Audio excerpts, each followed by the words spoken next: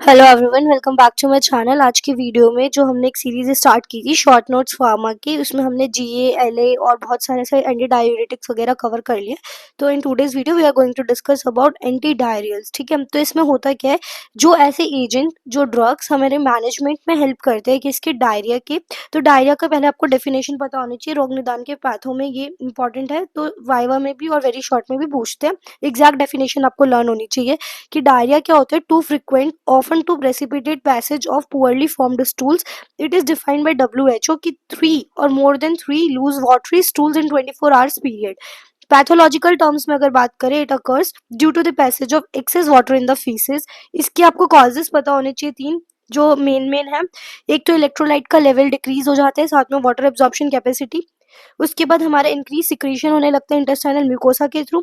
जो luminal osmotic load है वो बहुत ज़्यादा बढ़ जाता है और इन्फ्लेमेशन हो जाता है म्यूकोसा का और एक्सुडेशन इनटू द ल्यूमेन। ठीक है, तो ये इंपॉर्टेंट पॉइंट्स हैं। इसके प्रिंसिपल डायरिया पे एक सेपरेट क्वेश्चन भी पैथोलॉजी में आ सकते हैं। तो इसके प्रिंसिपल्स ऑफ मैनेजमेंट में हम रिहाइड्रेशन थेरेपी स्टार्ट करते हैं, जिसमें बेसिकली WHO ORS सजेस्ट करता है कितना ऑस्मोलैरिटी वाला 245 मिली ऑस्मोलीटर पर लीटर हमें देना होता है।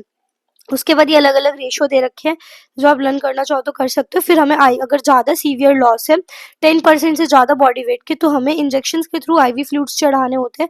और अगर थोड़ा सा लॉस है तो हम ORL रिहाइड्रेशन के थ्रू इसको कवर करते हैं, जिसके अंदर ऑरिट्रल ए, इलेक्ट्रोबायोन हो गया, इलेक्ट्रल 21 ग्राम्स का सेशे आता है जो 1000 ml वाटर के अंदर डाल के, या फिर रिलाइट जो 4.2 ग्राम का सेशे फॉर 200 ml।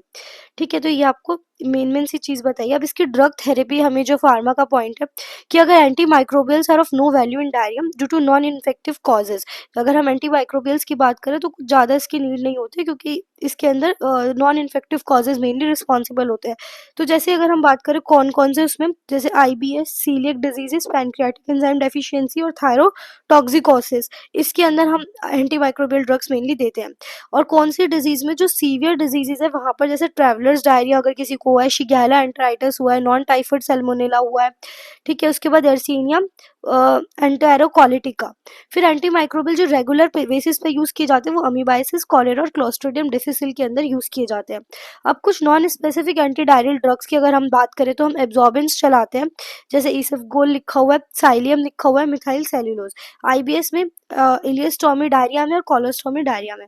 ऐसी कुछ आपको बस ड्रग्स याद रखने, जैसे कि एट्रोपिन दिया जाता है, फिर आपका मिसाइलेजिन दिया जाता है अल्सरेटिव कोलाइटिस और IBS हो गया।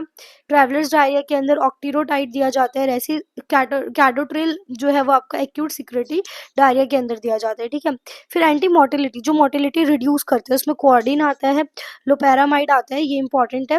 ट्रैवलर्स डायरिया और आइडियोपैथिक डायरिया के अंदर जब पता ही ना हो कॉज तो हम लोपेरामाइड देते हैं। तो ये आपका डायरिया का कुछ इंपॉर्टेंट पॉइंट थे जो आपको कवर करने हैं एंटी डायरियल ड्रग्स के, जिसके अंदर सबसे पहले हमने स्पेसिफिक एंटी माइक्रोबियल ड्रग्स दिए हैं, किसमें IBS, colic disease, coeliac disease, thyrotoxicosis और पैनक्रेटिक एंजाइम डेफिशिएंसी। तो 3 तरीके की कैटेगरी में बेसिकली डिवाइड करा है, mild, severe and of no value of diarrhoea. उसके बाद 3 ही आपको नॉन स्पेसिफिक लिखने हैं, एब्जॉर्बेंट, एंटी सिक्रेटरी और एंटी मोटिलिटी। जो मोटिलिटी रिड्यूस कर रहे हैं उसमें लोपेरामाइड याद कर लो, एंटी सिक्रेटरी में एट्रोपिन याद कर लो, और एब्जॉर्बेंट में आप इसफगोल याद करो IBS के लिए। Thank you so much for watching this video, stay tuned for further videos.